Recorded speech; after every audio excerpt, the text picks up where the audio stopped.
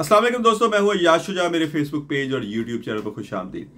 दोस्तों, जिन खबरों पे आज बात होगी उनमें सबसे पहली खबर ये है कि सबसे बड़ा धरना कब, कहां और कैसे। उसके बाद दूसरी खबर यह है कि हुकूमत और इस्टेब्लिशमेंट के सुप्रीम कोर्ट पर हमले जारी, नए जजेस की भर्ती। और तीसरी खबर यह है कि लंदन में काजी फाइज साहब के खिलाफ शदीद एहतजाज, इस्टेब्लिशमेंट इन एक्शन। पहले इस खबर पे बात कर लें कि जो लंदन में एहतजाज हो रहा है काजी फाइज साहब के ख़िलाफ़, मैं ज़ाती तौर पे इसके ख़िलाफ़ हूँ। काजी फाइज साहब ने जो कुछ भी किया वो पाकिस्तान की तारीख का स्याह तरीन बाब, वो अदलिया की तारीख का बदतरीन बाब, और मैं इसको भुट्टो के सियासी कत्ल से भी ज़्यादा, जो फैसला सुप्रीम कोर्ट ने दिया था उससे भी ज़्यादा इसको तारीख तरीन दौर देखता हूँ सुप्रीम कोर्ट का, पाकिस्तान की अदालती तारीख का।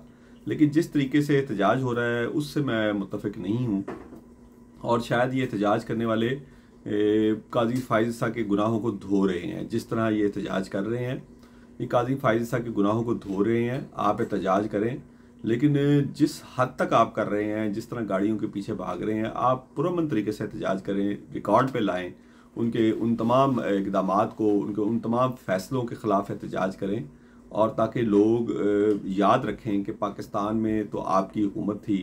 आपने ज़रा सी बदज़ुबानी करने पर, या बकौल आपके सामने अगर किसी ने बात की तो आपने उसको बदज़ुबानी करार देकर उस वकील पर बदतरीन तशद्दुद करवाया।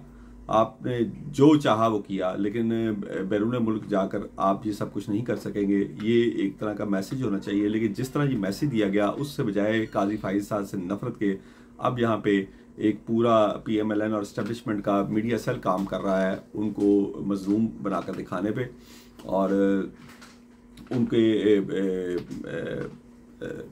उनके जो लोग वहाँ पे एहतजाज कर रहे हैं।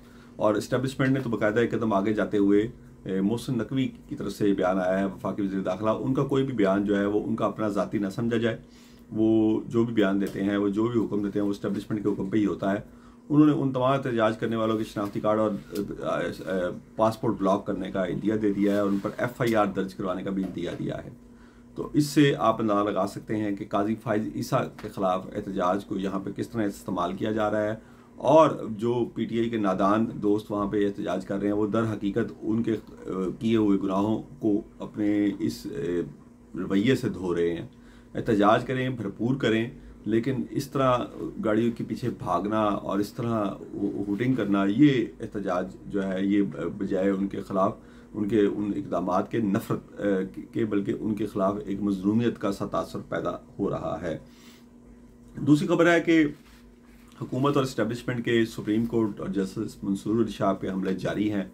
और अब जो सुप्रीम कोर्ट में जस्टिस मंसूर अली शाह के हामी जजेस की तादाद चूँकि इस वक्त अक्सरियत में है, तो उसको अक़लियत पे बदलने के लिए नए जजेस की भर्ती की जा रही है। बैरिस्टर अकील मलिक ने इसकी एक प्रोग्राम में तस्दीक भी कर दी है इस खबर की कि आइनी बेंच की जो जजेस की तादाद वो 13, 17 या 19 नहीं होगी, बल्कि ये 23 होगी। इसका मतलब है कि नए जजेस भर्ती किए जाएंगे, और जस्टिस मंसूर अली शाह की जो अक्सरियत है इस वक्त सुप्रीम कोर्ट में, उसको अक़लियत में बदला जाएगा। क्योंकि हुकूमत इस वक्त खौफजदा है कि जस्टिस मंसूर अली शाह जो हैं, वो सुप्रीम कोर्ट में एक अजमल मियाँ वाला इंसिडेंट हुआ था, कि कहीं वही इंसिडेंट दोबारा ना हो जाए और जस्टिस ज़िया आफरीदी और उनके साथ मौजूद 11 जजेस मिलकर बगावत करते हुए जस्टिस मंसूर अली शाह को चीफ जस्टिस ना बना दे, और बाद में जस्टिस ज़िया आफरीदी अपनी बारी आने पर ही चीफ जस्टिस बने।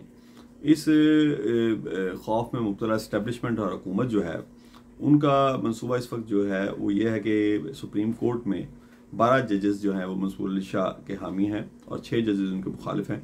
तो मज़ीद 6 जजेस को शामिल करके उनकी पोजीशन को कमज़ोर किया जाए, और सुप्रीम कोर्ट में भी आइंदा जो बड़े अहम मुकदमात पर फैसले होने हैं, उनमें हुकूमत और इस्टेब्लिशमेंट अपनी मर्ज़ी के फ़ैसले हासिल कर सके। और 26वीं आइनी तरमीम के बाद अब ये किस हद तक चले गए हैं, इससे आप अंदाज़ा लगा लें कि सुप्रीम कोर्ट को हर कीमत पर फतह करने का इरादा कर रखा है, और हर कीमत पर सुप्रीम कोर्ट को अपनी मर्ज़ी के ताबे चलाने की कोशिश की जा रही है।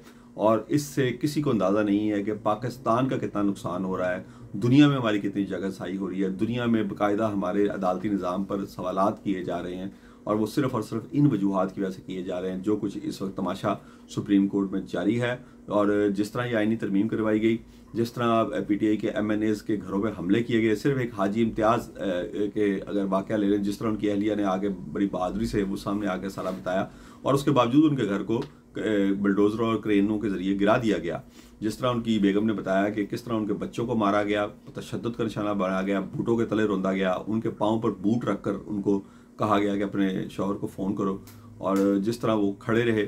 ये तारीख पाकिस्तान की सियासी तारीख का एक सुनहरा बाब है।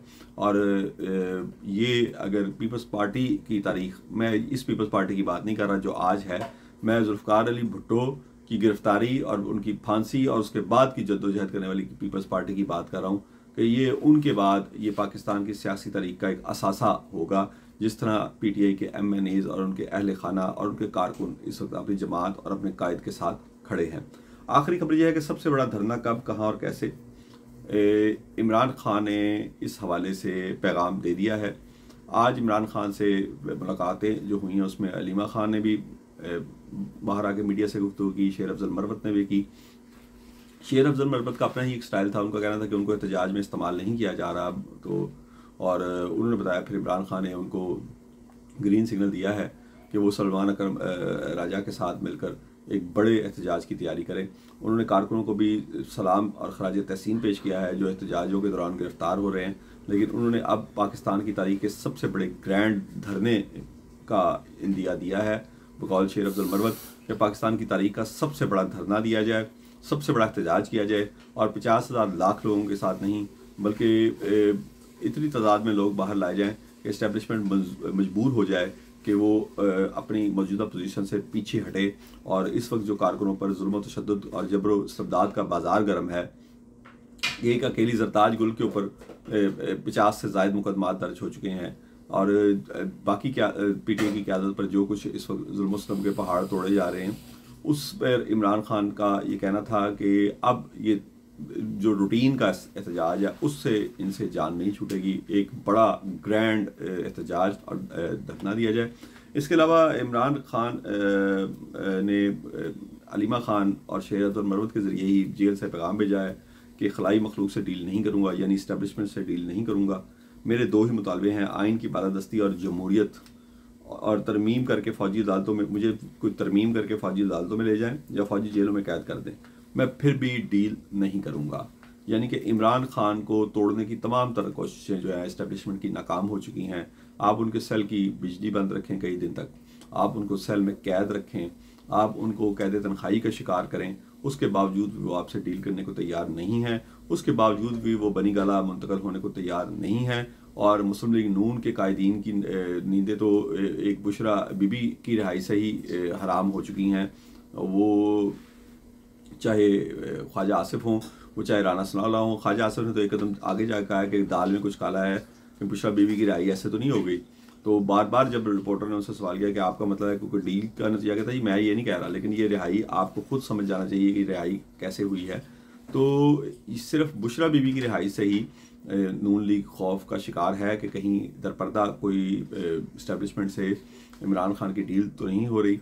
ताहम इमरान खान ने जेल से फिर एक बार दो टोक पैगाम भेजा है कि किसी किस्म की कोई डील नहीं कर रहा।